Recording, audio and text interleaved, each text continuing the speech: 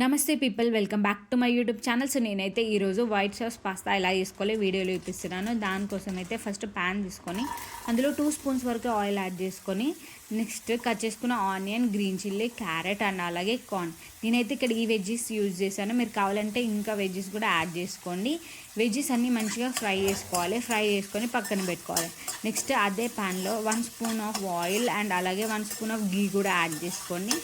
Add చేసుకున్న తర్వాత అందులో 2 స్పూన్స్ ఆఫ్ మైదా పిండి లేదా గోధుమ పిండి, ఏదైనా ఒక పిండి ఏది యూజ్ చేసినా పర్లేదు. నేనైతే ఇక్కడ మైదా పిండి యూజ్ చేశాను. సో అది యాడ్ చేసుకున్న తర్వాత మంచిగా మిక్స్ చేసేసి నెక్స్ట్ అందులో మిల్క్ కూడా యాడ్ చేసుకొని సో ఉండలేం లేకుండా మంచిగా దీన్ని కలుపుతూ ఉండాలి. లో ఫ్లేమ్లో పెట్టుకొని కలుపుతూ ఉండాలి. హై ఫ్లేమ్లో పెట్టుకుంటే ఉండలు వచ్చేస్తుంది. సో లో ఫ్లేమ్లో పెట్టుకొని మంచిగా కలుపుతూ ఉండాలి. సో నెక్స్ట్ ఇది మంచిగా క్రీమీ టెక్స్చర్ అవుతుంది. సో క్రీమీ టెక్స్చర్ అయిపోయిన తర్వాత మనం కొంచెం ఒక రెడ్ చిల్లీ ఫ్లేక్స్ ఒక 1 స్పూన్ కంటే హాఫ్ స్పూన్ యాడ్ చేయండి చాలు. So next already green chilli use చేసాం కాబట్టి సో కొంచెం చూసి యాడ్ చేసుకోండి. నెక్స్ట్ మనం ఫ్రై చేసుకున్న వెజ్జెస్ కూడా యాడ్ చేసుకొని అంతా ఒకసారి మిక్స్ చేసేసుకొని మనం ఆల్రెడీ బాయిల్ చేసుకున్నాం అన్నమాట పాస్తాని. సో బాయిల్ చేసుకున్న పాస్తాని యాడ్ చేసేసుకోవాలి.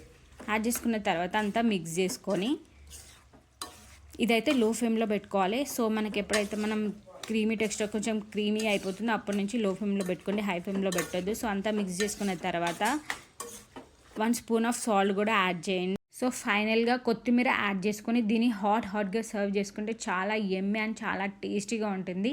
డెఫినెట్గా మీరు కూడా ట్రై చేయండి.